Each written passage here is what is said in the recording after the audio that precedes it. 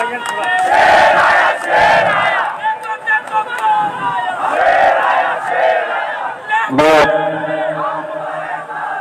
नागपुर की पुलिस से यह अनुरोध करना चाहूंगा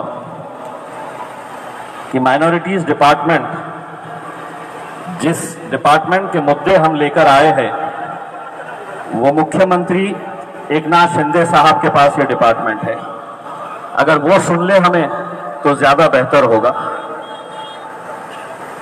क्योंकि अगर एक मुख्यमंत्री जो भले ही किसी और राजनीतिक पार्टी से ताल्लुक रखते हैं, लेकिन वो मेरे भी मुख्यमंत्री हैं, और मैं अगर कोई शिकायत लेकर आया हूं तो उनका फर्ज है कि मेरी क्या शिकायत है, मेरी क्या मांग है, उसे अगर सुन ले तो ज्यादा बेहतर होगा।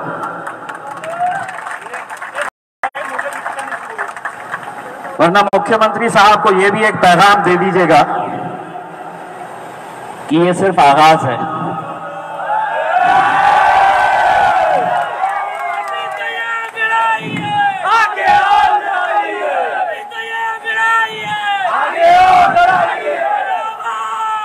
अगर मुख्यमंत्री साहब हमारे सब्र का पैमाना फूटने के बाद क्या होता है देखना चाह रहे हैं, तो मुख्यमंत्री साहब को हम ये कहना चाहेंगे कि एक बार फिर हम मुंबई आ रहे हैं, और इस बार सुबह आएंगे और शाम में वापस नहीं जाएंगे। जब तक अपनी मांगे पूरी नहीं होती है, मुंबई के अंदर बैठे रहेंगे। मेरे भाइयों, जिस लड़ाई के लिए हम यहां पर इकट्ठा हुए हैं, जिन मांगों को लेकर हमने यहां पर आज एक मोर्चा निकाला है, आप खुद जानते होंगे कि बॉम्बे हाई कोर्ट ने यह फैसला सुनाया था। बॉम्बे हाई कोर्ट ने यह कहा था, जब रिजर्वेशन का मुद्दा अदालत के अंदर गया, मराठाओं को रिजर्वेशन मिलना चाहिए, मुसलमानों को रिजर्वेशन मिलना चाहिए, तो अदालत ने बहुत सारे जो सरकार के कमिटीज थे, सरकार ने कमिटी बनाई थी कि देखो, समझो और हमको बताओ कि मुसलमानों का एजुकेशन, मुसलमानों की माशी हालत कैसी है, इसकी पूरी स्टडी करके हमें रिपोर्ट दो। एक रिपोर्ट बनी सच्चर कमीशन की। सच्चर कमीशन ने कहा कि इस मुल्क के अंदर सबसे ज्यादा अगर कोई पिछड़ा है, बल्कि उन्होंने यहां तक कहा था कि दलितों से ज्यादा इस मुल्क के अंदर मुसलमान और पिछड़ा है। मुसलमानों को एजुकेशन के अंदर रिजर्वेशन मिलना चाहिए, नौकरियों के अंदर रिजर्वेशन मिलना चाहिए। यह जस्टिस सच्चर कमीशन की रिपोर्ट बताती है। वो रिपोर्ट आई तो लेके ठंडे बस्ते में रख दिए। फिर जब मुसलमानों ने मांग की तो कहा नहीं, हम दूसरा एक कमेटी बनाते हैं। फिर महमूदुर रहमान कमेटी बनी। महमूदुर रहमान कमेटी ने अपनी रिपोर्ट जब पेश की तो उन्होंने कहा कि मुसलमानों को कम से कम 8% एजुकेशन के अंदर रिजर्वेशन मिलना चाहिए। उन्होंने पूरा डिटेल में बताया कि कितने मुसलमान बच्चे तालीम से दूर हैं। चौथी तक आए तक कितने बच्चे स्कूल छोड़ देते, 7वीं तक आए तक कितने छोड़ देते हैं, 10वीं कितने मुकम्मल नहीं कर पाते हैं, 12वीं तक कितने नहीं पहुंच पाते हैं। ये पूरा स्टडी करके महमूदुर रहमान कमेटी ने दिया। रिपोर्ट आई, फिर ठंडे बस्ते में चले गई। फिर मुसलमान आए सड़कों पर तो कहा कि कुंडू कमेटी बनाई जाएगी। कुंडू कमेटी ने भी वही बातें बताई जो सच्चर कमीशन ने और महमूदुर रहमान कमेटी ने बताई। फिर उसके बाद जब कुंडू कमेटी की रिपोर्ट आई तो फिर गई ठंडे बस्ते में।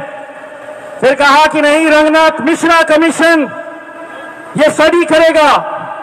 रंगनाथ मिश्रा कमीशन ने स्टडी किया और उन्होंने अपनी रिपोर्ट जो बनाई, वो Sachar commission, Mahmoodur Rahman committee, Kundu committee, तीनों के हिसाब से उन्होंने भी वैसी ही रिपोर्ट बनाई कि मुसलमानों को जब तक आप मेन स्ट्रीम के अंदर नहीं लेकर आएंगे, हम कोई आज से ताजमहल नहीं मांग रहे। हर माँ बाप की ख्वाहिश होती है कि अपने बच्चे को वो डॉक्टर बनाए, इंजीनियर बनाए, यूपीएससी के एग्जाम में बिठाए। लेकिन आज इतने सालों से जो साजिशें रची जा रही है कि मुसलमानों को तालीम से दूर कैसे रखा जाए, और सिर्फ अब ये राज्य सरकार कर रही है ऐसा नहीं।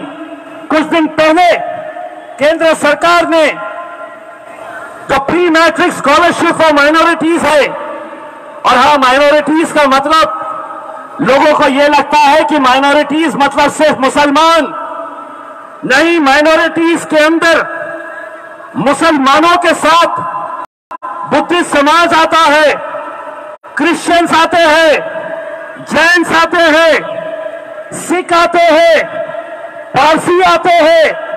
ये सब माइनॉरिटीज की प्री मैट्रिक स्कॉलरशिप बंद कर दी गई।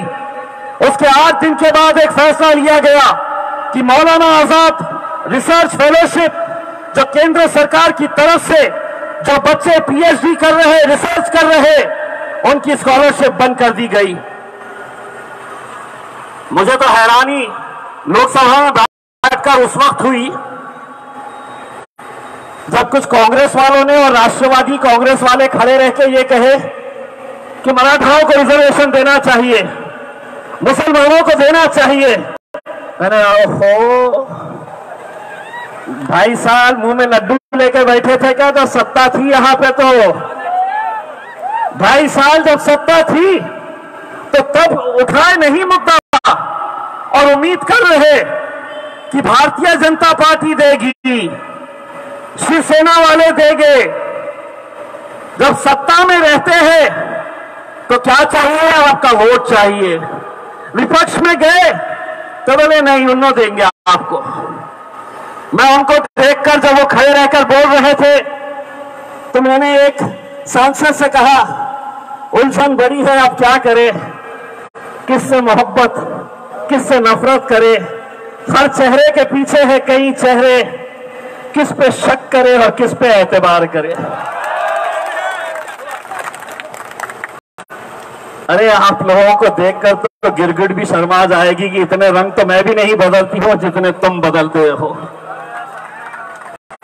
मेरे भाइयों, आज अगर ये सरकार अगर आपको नहीं सुन रही है, अगर आपकी मांग पूरी नहीं कर रही है, तो उसकी वजह यह है कि वो ये समझती है कि ये कौम मुर्दार हो चुकी है, इनमें लड़ने की क़ुव्वत खत्म हो चुकी है, और किसी भी जमहूरियत के लिए, किसी भी लोकतंत्र के लिए एक टिका हुआ पत्रकार, एक डरा हुआ विपक्ष और एक मुर्दार कौम किसी भी लोकतंत्र के लिए घातक साबित होती है। तुम्हें अगर जिंदा है तुम, तो जिंदा रहने का सबूत देना पड़ेगा तुम्हें लड़ना पड़ेगा। आज के इस दौर के अंदर कोई तुम्हें हथेली पर लाकर नहीं देने वाले हैं कि लो ये रिजर्वेशन हम तुम्हें देने के लिए आए हैं, लो हम तुम्हारी भलाई के लिए। मैं एक बात तमाम लोगों से यह कहना चाहता हूं, इस मुल्क से हम मोहब्बत करते हैं, ये मुल्क हमारा है, ये मुल्क किसी के बाप की जागीर नहीं है, ये मुल्क जितना तुम्हारा है उतना हमारा है, और इस मुल्क की तरक्की के लिए हम जी जान लगाने के लिए तैयार है। लेकिन अगर सरकार ये सोच रही कि इनको हम तालीम के में पीछे रखेंगे, इनके बच्चों को हम पढ़ाई से दूर रखेंगे, तो ये मुल्क आगे बढ़ेगा नहीं, ये मुल्क कभी आगे नहीं बढ़ेगा। अगर तुम मुसलमानों को, दलितों को, पिछड़ों को अगर तालीम से अगर दूर रखेंगे, हमारा भी उतना ही अधिकार है जितना तुम्हारा है। लेकिन आज जो साजिशें हो रही है, मैं सिर्फ आप लोगों से गवाही चाहता हूं, अगर ये बात यहां पर नहीं सुलझती है तो इंशाअल्लाह बहुत जल्द हम एक तारीख का ऐलान करेंगे। और सुनिए मुख्यमंत्री, सुन लीजिए देवेंद्र फडणवीस साहब, नागपुर तो सिर्फ एक झांकी है, बंबई में पूरी पिक्चर तुमको दिखाएंगे।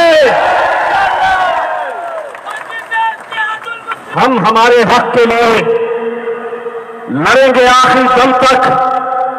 ये जो हमारी माएं बैठी हैं, देखिए उनकी उम्र क्या है। अगर वो 4 किलोमीटर तक की धूप में अगर वो चलकर आ रही है तो उनकी मांग क्या है? उनकी झोपड़पट्टियों को नस्त नाबूद करने की जो साजिश रची जा रही है। मैं अम्मा तुमको एक बात बताता हूं, तुम्हारा बेटा इम्तियाज जलील तुम्हारे साथ पूरी ताकत के साथ खड़े रहेगा। मैं हक के लिए, सच्चाई के लिए हम पीछे हटने वालों में से नहीं है। और अगर कोई समझ रहा है कि ये डरने वाली जमात है तो सुनिए, पार्लियामेंट के अंदर उनके 300 बैठते हैं, हम 2 बैठते हैं और कैसा गरजते हैं। अगर किसी ने नहीं सुना है तो यूट्यूब पर जाकर देख लो तो तुमको समझ में आ जाएगा कि बाप बाप होता है। हमारी शराफत को हमारी कमजोरी मत समझना, हमारी शराफत को हमारी कमजोरी मत समझना। ये लड़ाई जो है, ये हमें अधिकार दिया है डॉक्टर बाबा साहब अंबेडकर के संविधान ने। वो बाबा साहब अंबेडकर जिन्होंने कहा था कि मैंने सारी दुनिया की तालीम हासिल की है, मैंने सारी दुनिया का एजुकेशन हासिल किया, उसके बावजूद मैं राजनीति का रास्ता इसलिए इख्तियार किया कि अपने समाज को अगर इंसाफ दिलाना है तो सत्ता के अंदर हिस्सेदारी जरूरी है। वो हिस्सेदारी के लिए आप लोगों को मेहनत जद्दोजहद करनी जरूरी है। विदर्भा के मैं तमाम नौजवानों का तहे दिल से शुक्रिया अदा करता हूं। जाते जाते तुम्हें मुझे जबान देनी होगी कि जिस दिन भी हम ऐलान करेंगे, और अब ये मुंबई में जब जाएंगे तो अब अकेले हम नहीं जाएंगे, असद साहब को भी लेकर आएंगे इंशाअल्लाह। और मुंबई की सड़कों के ऊपर असद साहब भी आपके साथ कांधे से कांधा लगाकर बैठे रहेंगे। अगर आप मेरे साथ वहां पर चलने के लिए तैयार है तो दोनों हाथ ऊंचे करके मेरे साथ नारा लगाइए, नारे तकबीर, नारे तकबीर। बस यही मेरा है।